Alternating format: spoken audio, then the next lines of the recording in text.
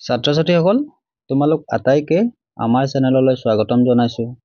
ছাত্ৰ-ছাত্ৰীসকল অষ্টম শ্ৰেণীৰ অসম জাতীয় বিদ্যালয়ৰ পাঠ্যক্ৰমৰ ককা দেউতাৰ ইচ্ছা অৰ্থাৎ গ্ৰেণ্ডফাদাৰ্ছ উইচ নামৰ পাঠটি আমি পঢ়ি আছো আৰু ইতিমধ্যে আমি দুটা পেৰাগ্ৰাফ পঢ়িলো। আজি তৃতীয়টো পেৰাগ্ৰাফ পঢ়িবলৈ ওলাইছো। ছাত্ৰ-ছাত্ৰীসকল এই যিটো পাঠ এই পাঠটো অতি সুন্দৰ, তোমালোকে মনোযোগেৰে পঢ়িবা বা শুনিবা বুলি আশা কৰিলো।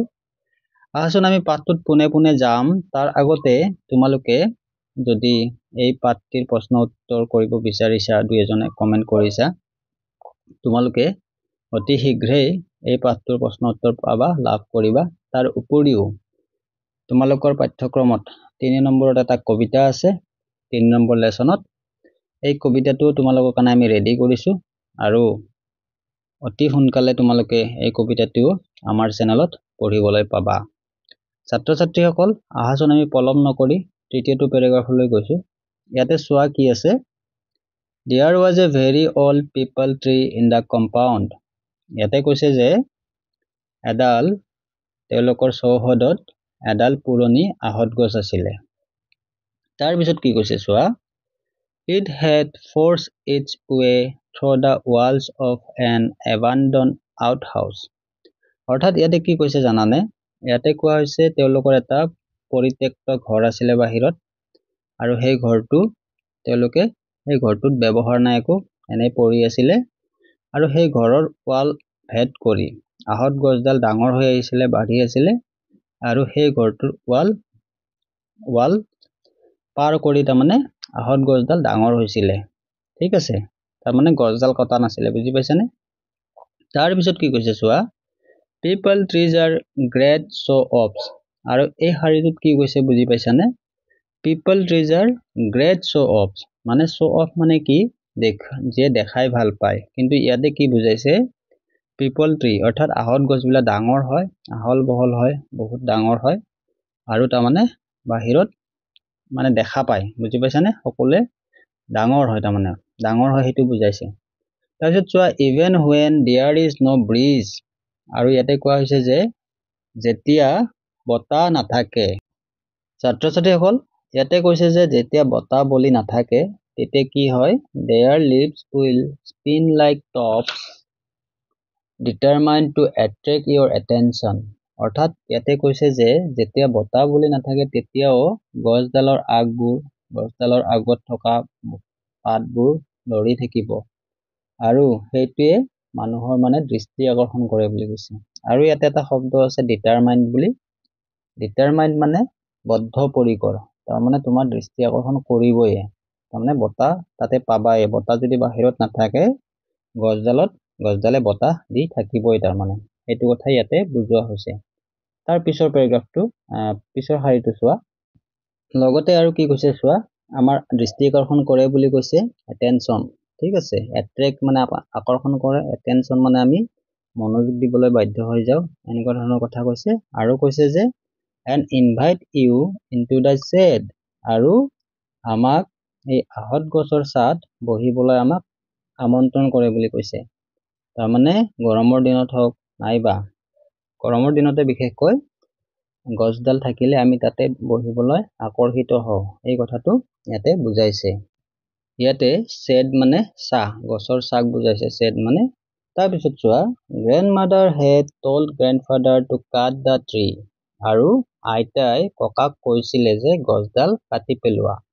As it was ruining the outhouse, but grandfather refused. আৰু আইতাই গছডাল কাটিবলৈ এইভাবে কৈছিলে যে গছডালে পুৰণি ঘৰটো ধ্বংস কৰি পেলালে, সেইকাৰণে আইতাই ককাক গছডাল কাটিবলৈ কৈছিলে, কিন্তু ককাই অমান্তি হৈছিলে, ককাই গছডাল কটা নাছিলে। ছাত্ৰ-ছাত্ৰীসকল চোৱা, আমি গছ ভাল পালেই নহব, গছ যে সঁচাকৈ ভাল পাওঁ, গছৰ কাৰণে যে আমি কাম কৰিব লাগিব, গছেতো কথা ক'ব নোৱাৰে নহয় জানো? কিন্তু ককা দেউতাই গছ সঁচাকৈ ভাল পাইছিলে, সেইকাৰণে তেওঁৰ পুৰণি ঘৰটো বেয়া হলেও গছডাল কটা নাছিলে। বুজি পাইছানে তোমালোকে? তাৰ পিছৰ পেৰাগ্ৰাফটোলৈ যাম আমি। ইয়াতে কি কৈছে চোৱা। Grandmother was not that interested in trees.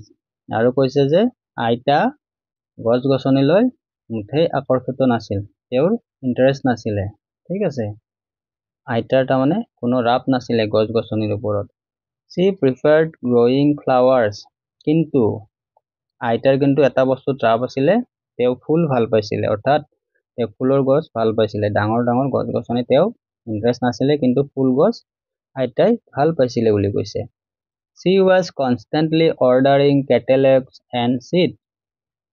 ইয়াতে কি কৈছে, কেটেলগ বুলি এটা শব্দ পাইছা আৰু seed বুলি কৈছে আৰু constantly বুলি কৈছে।